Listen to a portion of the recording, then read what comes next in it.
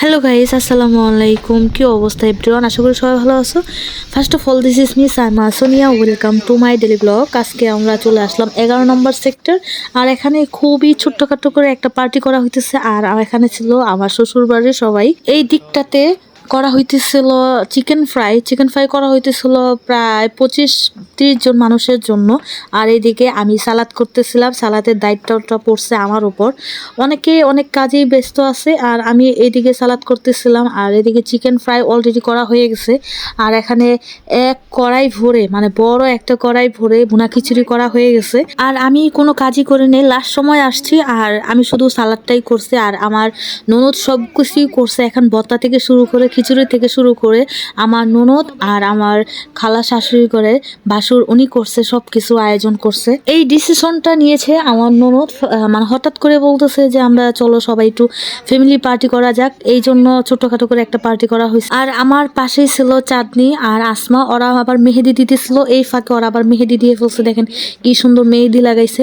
চাঁদনিও লাগিয়েছে হাতের মধ্যে, আর চাঁদনি আসমাকে মেহেদি দিচ্ছিল। একদিকটাতে রান্না বান্না চলতেছিল, আর এইদিকে সবাই বসে একটু মেহেদি দিচ্ছিল। আর অন্য দিকটাতে মুরব্বীরা, মানে আমার শাশুড়ি আর খালা শাশুড়িরা বসে একটু গল্প জল্প করতেছিল। আর এদিকে আমরা খাওয়া স্টার্ট করে দিছি। আর বিশেষ একটা যেটা প্রধান একটা আকর্ষণ ছিল, ওইটা মাটির হাঁড়িতে খাওয়া। আর এখানে ভর্তা ছিল, ধনেপাতা ভর্তা, তারপর ছিল লটকা শুটকি আর চিকেন ফ্রাই। আর আমার বরাবরই ভর্তা অনেক পছন্দ, ভর্তা হলে আর কিছুই লাগে না। আর বোনা খিচুড়ি, এরকম জর্জরা খিচুড়ির সাথে যদি ভর্তা হয় তাহলে সেই জমে। ফার্স্টে আমি ট্রাই করতেছিলাম ধনেপাতাটা অনেক মজা হয়েছে। আর এখন আমি খাইতেছি লটকা শুটকি। আর লটকা শুটকি আমি তেমন একটা খাই না, আমি চাপা শুটকি খাই, বাট লটকা শুটকিও মাঝে মধ্যে খাওয়া হয়। মানে আমি ভর্তা বলতে সব কিছুই খাই।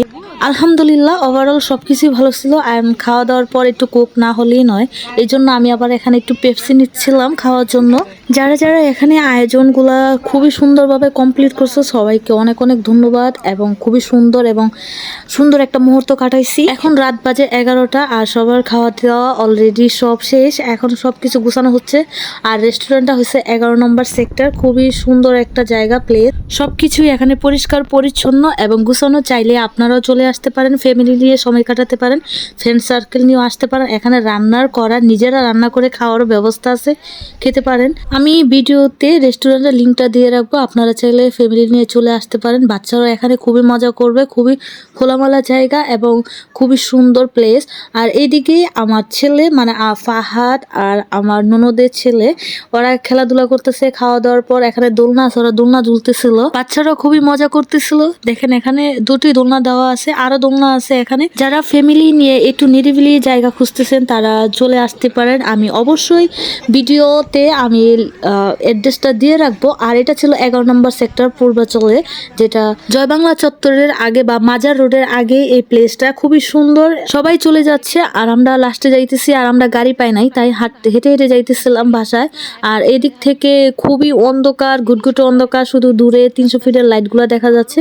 আর উপরে খুবই সুন্দর একটা চাঁদ উঠে আছে, এই জন্য হাঁটতেও বোরিং লাগতেছিল না। ঘুটঘুটে অন্ধকারের মধ্যে কাউকে দেখাতে পাচ্ছে না। আর আমি হাতে অলরেডি জুতা নিয়ে নিছি, জুতা হাতে নিয়ে হাঁটতেছিলাম। ওই তো দেখেন 300 ফিটের লাইটগুলো দেখা যাচ্ছে, আর আন্ডারগ্রাউন্ড দেখা যাচ্ছে এখান থেকে। আজকের ভিডিওটা এই পর্যন্ত। সবাই ভালো থাকবা, সুস্থ থাকবা, আমার জন্য দোয়া করবা। আর সুন্দর সময় কাটাতে চাইলে এরকম প্লেসে ফ্যামিলি নিয়ে চলে আসবে। Thank you so much watching my video.